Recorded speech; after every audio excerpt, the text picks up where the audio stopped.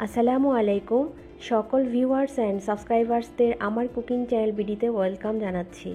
আজকে আমি তৈরি করে দেখাবো অমলেট কারি। তাহলে চলুন দেখি রেসিপিটি করতে কি কি লাগছে আর তার পুরো প্রস্তুত প্রণালী। অমলেট করার জন্য এখানে আমি 4টা ডিম নিয়েছি। এখানে আছে 2টা কাঁচামরিচ কুচি করে কেটে নিয়েছি। ঝালটা যে যেমন পছন্দ করেন সেভাবেই দিয়ে নেবেন। এখানে আছে হাফ কাপ পেঁয়াজ কুচি। এই ইনগ্রিডিয়েন্টসগুলো লাগবে আমার অমলেট করার জন্য।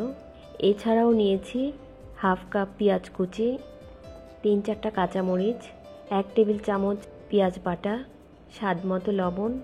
এখানে আছে হাফ চা চামচ জিরা বাটা, হাফ চা চামচ আদা বাটা, হাফ চা চামচ রসুন বাটা। এখানে নিয়েছি 1 চা চামচ হলুদ গুঁড়া, 1 চা চামচ ধনে গুঁড়া, 1 চা চামচ মরিচ গুঁড়া। ঝালের পরিমাণটা যে যেমন পছন্দ করেন সেভাবেই দিয়ে নেবেন। আর নিয়েছি রান্নার জন্য তেল। প্রথমে আমি অমলেটটা করে নেব। আমি একটা বাটিতে পেঁয়াজ নিয়ে নিচ্ছি, দিয়ে দিচ্ছি কাঁচামরিচ। এখন একটু লবণ দিয়ে পেঁয়াজটাকে একটু মাখিয়ে নরম করে নেব। পেঁয়াজটা মাখিয়ে নিয়েছি, এখন আমি অর্ধেক করে নিচ্ছি কারণ আমি দুইটা করে ডিম ভেজে নেব। আমি একটা বাটিতে অল্প কিছু পেঁয়াজ আর 2টা ডিম দিয়ে দিচ্ছি। আমি একটা প্যানে 2টা ডিম ভাজার জন্য যে পরিমাণ তেল লাগে সেই পরিমাণ তেল দিয়ে নিয়েছি। দিয়ে দিচ্ছি ডিম।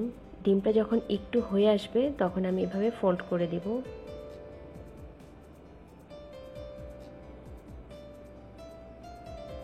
এভাবে ফোল্ড করে ডিমটাকে একটু ভালো করে ভেজে নিতে হবে। এখন আমি ডিমটাকে মাঝখানে কেটে নিচ্ছি।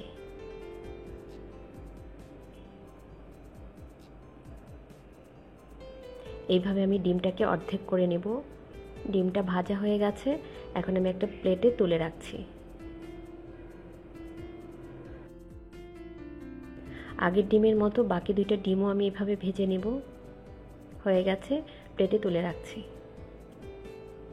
একটা প্যানে তেল দিয়ে দিচ্ছি 4 টেবিল চামচ।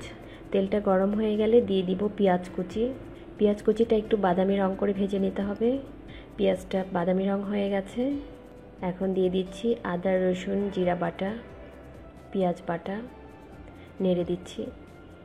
সামান্য একটু পানি দিচ্ছি মশলাটা কষানোর জন্য। আদা রসুন জিরাটা একটু কষানো হয়ে গেলে এখন দিয়ে দিব হলুদ মরিচ ধনে গুঁড়া। সামান্য একটু পানি দিচ্ছি মশলাটা কষানোর জন্য, ভালো করে নেড়ে দেব। দিয়ে দিচ্ছি স্বাদ মতো লবণ। এখন আমি মশলাটাকে খুব ভালো করে কষিয়ে নিব। মশলাটা কষানো হয়ে গেছে, তেলটাও উপরে ভেসে উঠেছে। এখন দিয়ে দিব ঝোলের জন্য পানি। এখানে আমি 1.5 কাপ পানি দিয়েছি, ঢেকে দিচ্ছি বলক আসার জন্য। ঝোলটাতে বলক চলে এসছে, এখন দিয়ে দিব আগে থেকে ভেজে রাখা ডিম। ডিমটা দিয়ে একবার উল্টিয়ে দিতে হবে।